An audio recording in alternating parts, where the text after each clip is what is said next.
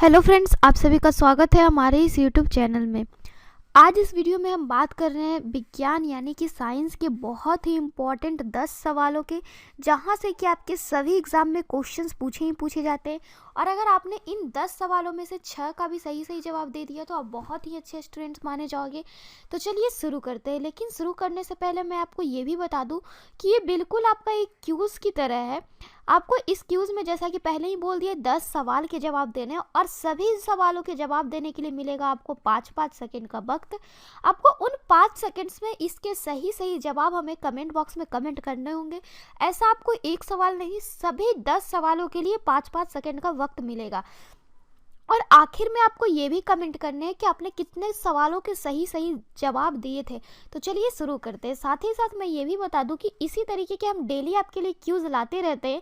तो daily queues के लिए आप हमारे चैनल को सब्सक्राइब ज़रूर करें और सब्सक्राइब करने के बाद बेल आइकन पर ज़रूर प्रेस करें, ताकि हम जो भी वीडियोज़ अपलोड करें उसके आपको नोटिफिकेशन टाइम टू टाइम मिलती रहे और आप हमारी एक भी वीडियो मिस ना करें। और आप इसी तरीके से हमारे डेली के क्यूज़ का भी लाभ उठाते रहें। आप इसे लास्ट तक ज़रूर देखो। आपको I am sure, I hope कि आपको बहुत ही ज़्यादा मज़ा आने वाला है इस क्यूज़ में। तो चलिए देखते हैं। हमारा सबसे पहला सवाल कह रहा है कि चंद्रमा से पृथ्वी तक आने में प्रकाश को लगभग कितना समय लगता है। कह रहा है कि मून लाइट जो है उसे अर्थ पर आने में जो टाइम लगता है वो कितना होता है। जो चंद्रमा की प्रकाश है उसे पृथ्वी तक आने में कितने समय लगते हैं, कितने सेकंड या कितने मिनट का समय लगता है। तो आपको 4 ऑप्शंस दिए गए हैं। इन चारों में से जो भी आपकी सही ऑप्शन लगे आप हमें कमेंट बॉक्स में कमेंट कर सकते हो। आपका समय शुरू हो रहा है अब।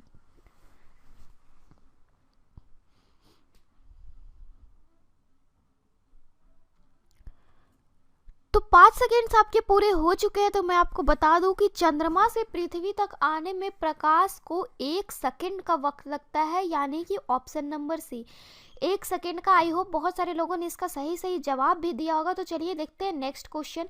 नेक्स्ट क्वेश्चन, पिछले में हमने देखा कि सूर्य के प्रकाश को आने में चंद्रमा के प्रकाश को आने में कितना समय लगता है। इस बार हम ये पूछ रहे हैं कि सूर्य का प्रकाश को हमारे पास आने में लगभग कितना टाइम लगता है। आपको 4 ऑप्शंस दिए गए हैं मिनटों में और आपका समय शुरू हो रहा है अब।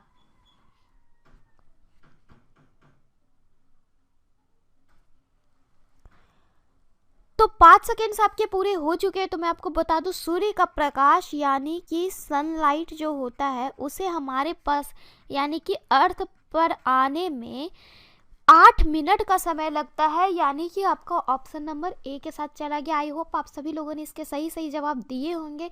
अगर आपको और भी ज़्यादा टाइम चाहिए तो आप वीडियो को पॉज कर सकते हैं, बट आप कोशिश करो कि आप इन 5 सेकेंड्स में ही इसके आंसर समय बता दो। तो चलिए देखते हैं नेक्स्ट क्वेश्चन। प्रकाश छोटे छोटे कणों से मिलकर बना होता है, जिसे क्या कहते हैं। आप सभी को पता है कि प्रकाश यानी कि लाइट जो है स्मॉल पार्टिकल से मिलकर बना होता है। आप जब कहीं से लाइट आ रही होगी कोई सोर्स से तो आप उसे गौर से देखोगे तो आपको कुछ पार्टिकल्स दिखाई देंगे। तो उस पार्टिकल्स को क्या कहते हैं ये हमसे पूछ रहा है और आपको 4 ऑप्शंस दे के रखा और आपका समय शुरू हो रहा है अब।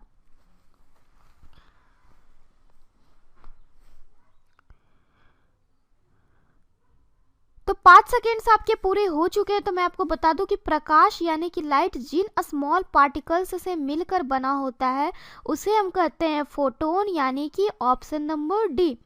नेक्स्ट है हमारा सवाल नंबर 4। कह रहे प्रकाश तरंग किस प्रकार की तरंग है। कह रहे कि जो लाइट वेव होती है वो किस प्रकार की वेव होती है। अनुप्रस्थ होती है, अनुदैर्घ्य या होती है, या दोनों तरह की तरंगे होती है, या फिर इन दोनों में से कोई नहीं होती है। तो आपका समय शुरू हो रहा है अब।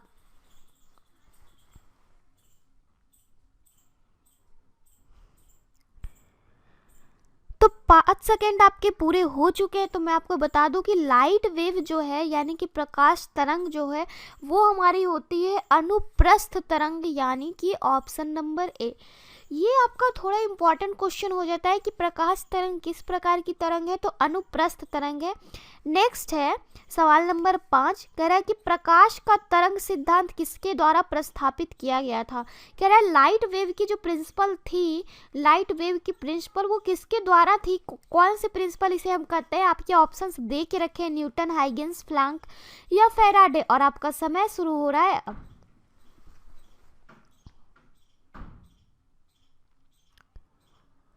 तो 5 5 सेकेंड्स आपके पूरे हो चुके हैं, तो मैं आपको बता दूं प्रकाश का तरंग सिद्धांत यानी कि लाइट वेव प्रिंसिपल जो है वो हाइगेंस के द्वारा प्रस्तावित किया गया था, यानी कि ऑप्शन नंबर बी। आपको पढ़ने का भी रहता है 11-12 में हाइगेंस प्रिंसिपल, तो ये हाइगेंस के द्वारा प्रस्तावित किया गया था। नेक्स्ट है सवाल नंबर 6, कह रहा है कि निम्नलिखित में से कौन सी प्रघटना यह निर्णय लेने में सहायक होती है कि प्रकाश एक अनुप्रस्थ तरंग है। ऊपर हमने देखा कि प्रकाश यानी कि लाइट वेव जो है अनुप्रस्थ तरंग है, तो हमसे पूछ रहा है कि नीचे आपको 4 ऑप्शंस दिए गए, इनमें से कौन सी घटना के कारण हम आसानी से यह कह देते हैं कि लाइट जो है एक अनुप्रस्थ तरंग होती है।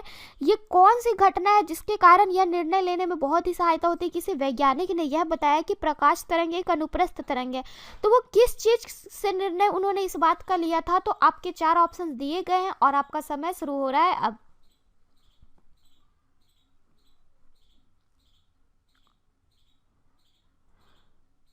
तो 5 सेकेंड्स आपके पूरे हो चुके हैं, तो मैं आपको बता दूं कि वह प्रघटना जो यह निर्णय लेने में सहायक होती है कि प्रकाश एक अनुप्रस्थ तरंग है, उस प्रघटना का नाम है ध्रुवीकरण, पोलराइजेशन, यानी कि ऑप्शन नंबर सी।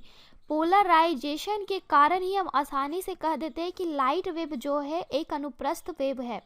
नेक्स्ट है हमारा सवाल नंबर 7, कह रहे कि प्रकाश के विद्युत चुंबकीय स्वरूप की खोज किसने की। कह रहे प्रकाश के जो इलेक्ट्रोमैग्नेटिक रूप है उसकी खोज किसने की थी। आपके ऑप्शंस दे के रखे हैं, स्नेल, न्यूटन, मैक्सवेल या यंग, और आपका समय शुरू हो रहा है अब।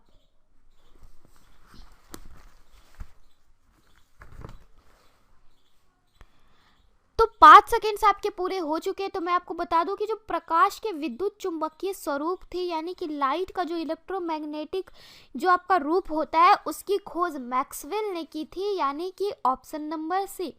नेक्स्ट है इसी तरीके से सवाल नंबर 8, कह रहा है किसने सर्वप्रथम यह दिखलाया कि प्रकाश तरंगों का विवर्तन होता है। कह रहा है किसने, कौन सा वैज्ञानिक ने सबसे पहले यह दिखाया था कि प्रकाश यानी कि जो लाइट है वो वेव्स का विवर्तन होता है, तरंगों का विवर्तन होता है, यह किसने सबसे पहले दिखलाया था। तो आपके 4 ऑप्शंस दिए गए हैं और आपका समय शुरू हो रहा है अब।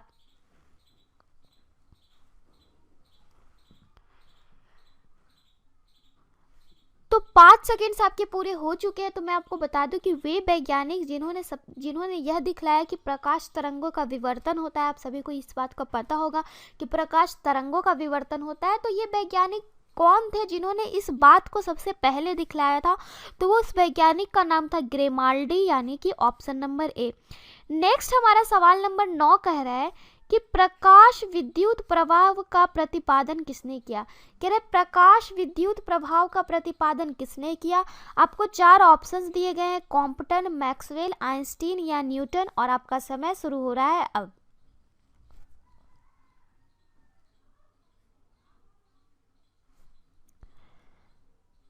तो 5 सेकेंड्स आपके पूरे हो चुके हैं, तो मैं आपको बता दूं कि प्रकाश विद्युत प्रभाव का प्रतिपादन जो है वो आइंस्टीन ने किया था, यानी कि ऑप्शन नंबर सी। अब है हमारे सबसे आखिरी सवाल की बारी, सवाल नंबर 10। कह रहे निम्नलिखित में से कौन सी घटना प्रकाश और ध्वनि दोनों में घटित नहीं होती है। कह रहे आपको 4 ऑप्शन दिए गए, विवर्तन, ध्रुवन, परावर्तन या अपवर्तन।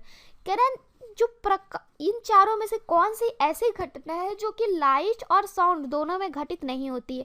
3 आपकी ऐसी घटनाएं हैं जो कि लाइट में भी घटित होती है और साउंड में भी घटित होती है, बट इनमें से एक आपका ऐसा घटना है जो कि लाइट और साउंड दोनों में घटित नहीं होती है। तो वो इन चारों में से उस घटना का नाम क्या है, ये आपसे पूछ रहा है और आपका समय शुरू हो रहा है अब।